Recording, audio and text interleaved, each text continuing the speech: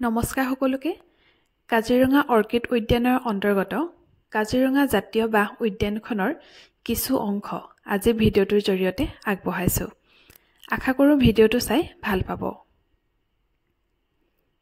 এই উদ্যানখন কাজিৰঙাৰ দুৰ্গাপুৰ নামৰ অঞ্চলটিত অৱস্থিত। কাজিৰঙা জাতীয় বাঁহ উদ্যানখন 2018 চনৰ 14 অক্টোবৰ তাৰিখে অৰণ্য মানৱ ৰূপে খ্যাত পদ্মশ্ৰী শ্ৰীযুত যাদৱ পায়েং ডাঙৰীয়াই শুভ উদ্বোধন কৰে।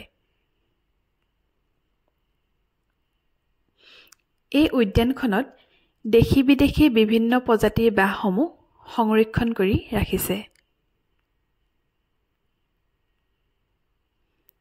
সঁচাকৈ এই উদ্যানখনৰ পৰিৱেশটো বৰ সুন্দৰ। কাজিৰঙা জাতীয় বাঁহ উদ্যানখনলৈ আহি মনটো বৰ ভাল লাগিল, কিয়নো একে ঠাইতে বিভিন্ন প্ৰজাতিৰ বাঁহসমূহ দেখাৰ সৌভাগ্য হৈছিল।